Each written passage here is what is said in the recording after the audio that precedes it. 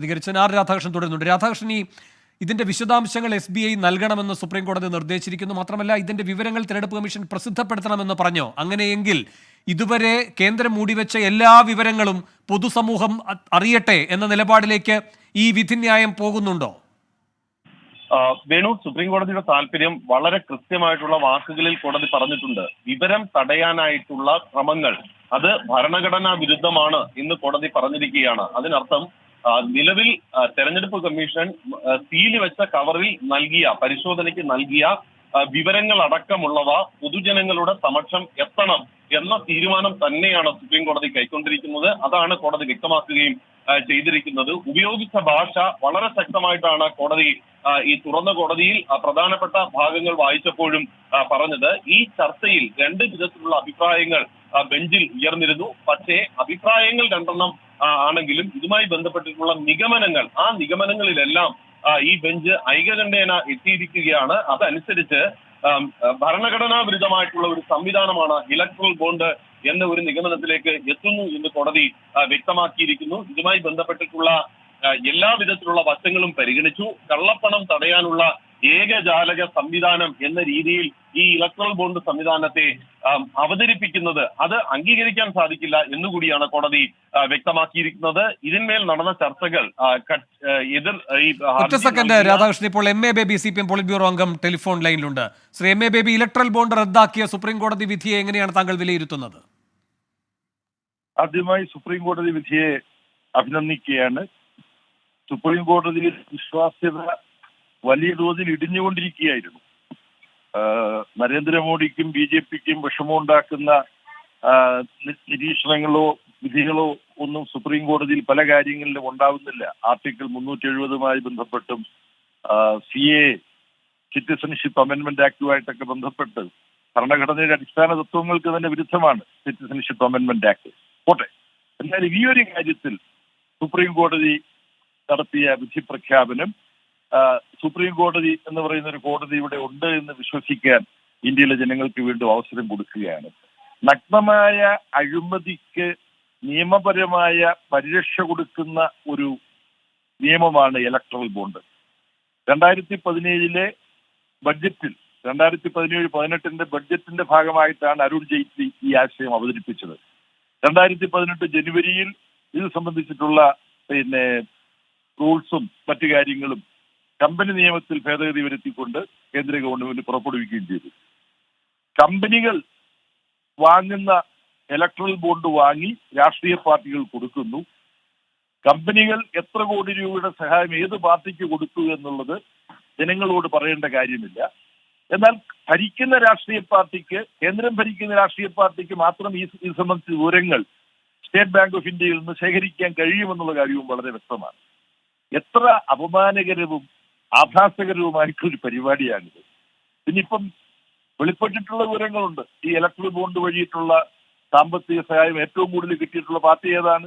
ആർക്കും ഊഹിക്കാവുന്നതാണ്, BJP ആണ്. ഏതാണ്ട് 90% വരെ BJP ആണ് ഇതിന്റെ ബെനിഫിറ്റ്, ഇതിന്റെ നേട്ടം കൊയ്തിട്ടുള്ളത് എന്നുള്ള കാര്യവും പുറത്തു വന്നിട്ടുണ്ട്.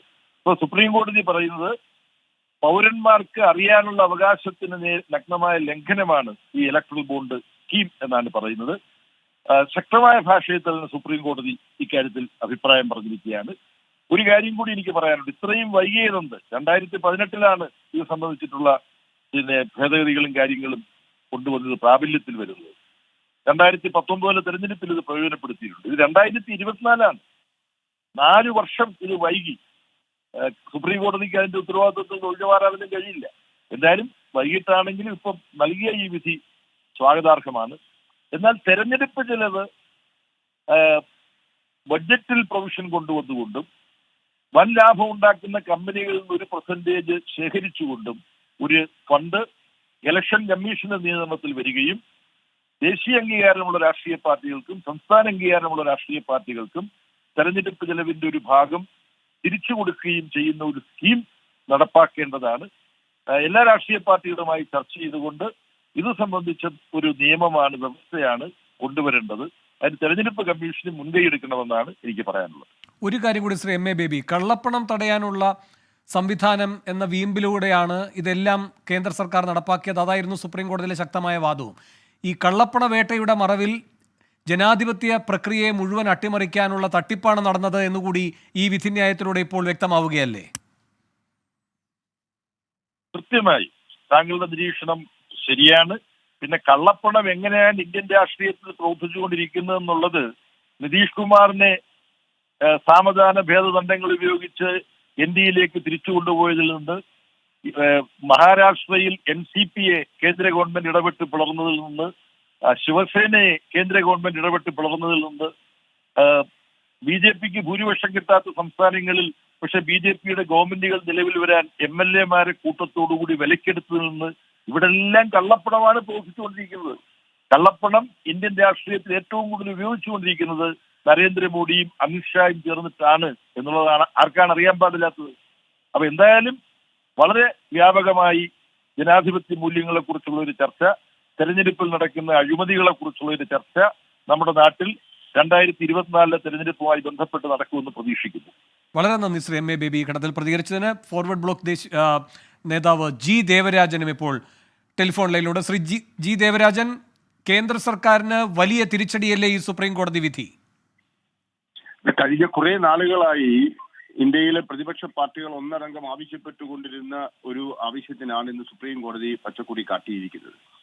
യഥാർത്ഥത്തിൽ ഇലക്ട്രൽ ബോണ്ട് എന്ന് പറയുന്നത് ഈ കോർപ്പറേറ്റുകളുടെ താല്പര്യം സംരക്ഷിക്കുന്നതിന് വേണ്ടി അവര് ബോണ്ടുകൾ നൽകുകയും പിന്നീട് ഉദ്ദിഷ്ട കാര്യത്തിന് ഉപകാര സ്മരണ എന്ന രീതിയിൽ അവർക്ക് വേണ്ടി പ്രവർത്തിക്കുകയും ചെയ്യുന്ന ഒരു സംവിധാനമായി നമ്മുടെ ഭരണ സംവിധാനം മാറുന്നുവെന്നുള്ള വ്യാപകമായ പരാതി അന്ന് തന്നെ ഇടതു പാർട്ടികൾ ഉന്നയിച്ചിരുന്നതുമാണ്. അതിനെ ശരിവയ്ക്കുന്ന തരത്തിലാണ് ബഹുമാനപ്പെട്ട സുപ്രീം കോടതിയിൽ പ്രകാരം ഇന്നൊരു വിധി ഉണ്ടായിരിക്കുന്നത്. സ്വാഭാവികമായിട്ടും നേരത്തെ ഇവിടെ പരാമർശിച്ചതുപോലെ വ്യാപകമായി കള്ളപ്പണം നമ്മുടെ തെരഞ്ഞെടുപ്പിൽ ഉപയോഗിക്കപ്പെടുന്നുണ്ട്. തെരഞ്ഞെടുപ്പ് കമ്മീഷൻ ഒരു തെരഞ്ഞെടുപ്പിന് ആവശ്യമായ പാർലമെന്റിലേക്ക് ഇത്ര രൂപ ചെലവഴിക്കാനേ പാടുള്ളൂ, നിയമസഭകളിലേക്ക് ഇത്ര രൂപ മാത്രമേ ചെലവഴിക്കാൻ പാടുള്ളൂ എന്നൊക്കെയുള്ള നിർദ്ദേശങ്ങൾ മുന്നോട്ട് വെക്കാറുണ്ട്.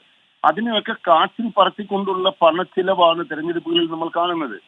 തെരഞ്ഞെടുപ്പില് വോട്ടർമാർക്ക് വീടുകളിൽ കൊണ്ടുപോയി പണം നൽകുന്നതിന്റെ വീഡിയോ അടക്കം നമ്മൾ പല പ്രാവശ്യം കണ്ടിട്ടുള്ളതും അതൊരു സ്ഥിരം പരിപാടിയായി മാറിയിട്ടുമുണ്ട് മിക്ക സംസ്ഥാനങ്ങളിലും. ആ അർത്ഥത്തിൽ രാഷ്ട്രീയ പാർട്ടികളുടെ തെരഞ്ഞെടുപ്പിനെ അട്ടിമറിക്കുവാനുള്ള ഇത്തരം ശ്രമങ്ങളെ തടയേണ്ടുന്നത് ഉത്തരവാദിത്തപ്പെട്ട കോടതിയുടെയും ഇലക്ഷൻ കമ്മീഷൻ ഇക്കാര്യത്തിൽ മുൻകൈ എടുക്കേണ്ടതുമായിരുന്നുള്ള അഭിപ്രായക്കാരാണ് ഞാൻ. മാത്രമല്ല സമഗ്രമായ തെരഞ്ഞെടുപ്പ് പരിഷ്കാരം, ഇലക്ടറൽ റിഫോം നമ്മുടെ രാജ്യം ഇപ്പോൾ ആവശ്യപ്പെടുന്നുണ്ട്. ഇടതു പാർട്ടികൾ ഇതുമായി ബന്ധപ്പെട്ട് ഇന്ദ്രജിത് ഗുപ്ത കമ്മിറ്റിയുടെ മുമ്പാകെയും അതിനുശേഷം ഇതുമായി ബന്ധപ്പെട്ട ചർച്ചകളിലുമൊക്കെ തന്നെ വളരെ കോൺക്രീറ്റ് ആയ സജഷൻസ്, വളരെ ക്രിയാത്മകമായ നിർദ്ദേശങ്ങൾ ഇടതു പാർട്ടികളുടെ ഭാഗത്തു നിന്നും അതുപോലെ തന്നെ മറ്റു പുരോഗമന ശക്തികളുടെ ഭാഗത്തു നിന്നും ഉണ്ടായിട്ടുള്ളതാണ്. ആ അർത്ഥത്തിലുള്ള ഒരു തെരഞ്ഞെടുപ്പ് പരിഷ്കാരം ഇന്ന് ഇന്ത്യ ആവശ്യപ്പെടുന്നു എന്നുള്ള സൂചന കൂടിയാണ് ഈ പറഞ്ഞ സുപ്രീം കോടതി വിധിയിൽ നമുക്ക് മനസ്സിലാക്കാൻ കഴിയുന്നത്. നന്ദി ശ്രീ G ദേവരാജൻ. ഇപ്പോൾ ലോക്സഭ മുൻ സെക്രട്ടറി ജനറൽ PDT ആചാര്യയും ടെലിഫോൺ ലൈനിൽ. ശ്രീ PDT ആചാരി, താങ്കളുടെ വിലയിരുത്തൽ എന്താണ് ഈ സുപ്രീം കോടതി വിധിയെ പറ്റി?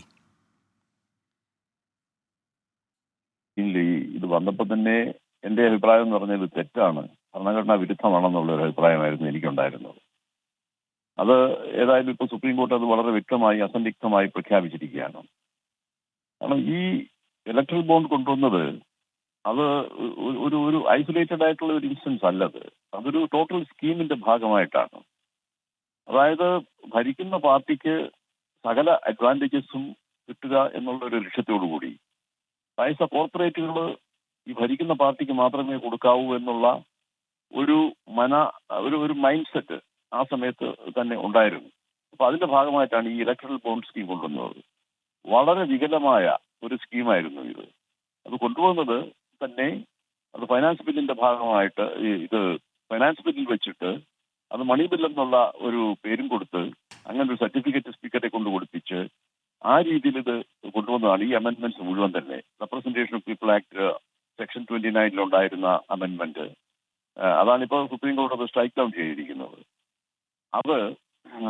അതുപോലെ തന്നെ ഇൻകം ടാക്സ് ആക്ടിലുള്ള അമെന്റ്മെന്റ്, കമ്പനി ലോയിലുള്ള അമെന്റ്മെന്റ്, ഇതെല്ലാം മണി ബിൽ എന്നുള്ള ഒരു പേരിലാണ് ഇത് കൊണ്ടുപോയത്. അത് മണി ബില്ലായി കഴിഞ്ഞാൽ രാജ്യസഭയ്ക്കൊന്നും ചെയ്യാൻ പറ്റില്ല, അത് അമെന്റ് ചെയ്യാനോ ഒന്നും പറ്റുകയില്ല. അപ്പൊ ലോക്സഭയിലെ ഭൂരിപക്ഷം ഉപയോഗിച്ച് അത് പാസ്സാക്കിയെടുക്കാം, ആ ഒരു രീതിയായിരുന്നു. അതുപോലെ തന്നെയാണ് FCRA അമെന്റ് ചെയ്തത്, അതായത് ഫോറിൻ കോൺട്രിബ്യൂഷൻ റെഗുലേഷൻ ആക്ട് എന്ന് പറയുന്നത്. അപ്പൊ അതില് നേരത്തെ ഈ ഫോറിൻ കോൺട്രിബ്യൂഷൻ ഒന്നും ഇലക്ഷൻ കാര്യത്തിൽ എടുക്കാൻ പാടില്ല എന്ന് വളരെ കർശനമായ വ്യവസ്ഥയുണ്ടായിരുന്നു. അതൊക്കെ എടുത്തു കളഞ്ഞു. അപ്പൊ അത് വളരെ ഈസിയായി ഫോറിൻ കോൺട്രിബ്യൂഷൻ ഈ ഇലക്ഷൻ കാര്യത്തിലേക്ക് കൊണ്ടുവരാം എന്നുള്ള ഒരു സംഗതിയും അതിൽ കൊണ്ടുവന്നു. അപ്പൊ ഇങ്ങനെ ഈ പല നിയമങ്ങളെ മാറ്റിമറിച്ച് ഭരിക്കുന്ന പാർട്ടിക്ക് അഡ്വാൻറ്റേജസ് ആയിട്ടുള്ള, അവർക്ക് സകല പ്രയോജനങ്ങളും അവർക്ക് കിട്ടത്തക്ക രീതിയിൽ കോർപ്പറേറ്റ് ഹൗസസിന്റെ കോൺട്രിബ്യൂഷൻ അവർക്ക് കിട്ടത്തക്ക രീതിയിൽ ഒരു സീക്രസി അതിൽ കൊണ്ടുവന്ന് അങ്ങനെ കൊണ്ടുവന്ന ഒരു സ്കീമാണ്. അപ്പൊ ശ്രീ ആചാരി, ഇപ്പോ സുപ്രീം കോടതിയുടെ നിർദ്ദേശം എന്നത് SBIയോട് പറഞ്ഞിരിക്കുന്നത് ഈ ബോണ്ടുമായി ബന്ധപ്പെട്ട എല്ലാ വിവരങ്ങളും നൽകണമെന്നാണ്. അത് തെരഞ്ഞെടുപ്പ് കമ്മീഷനോട് പറയുകയും ചെയ്തിരിക്കുന്നു കോടതി. ഇപ്പോൾ പ്രശാന്ത് ഭൂഷൺ സംസാരിക്കുന്നു, അദ്ദേഹത്തിന്റെ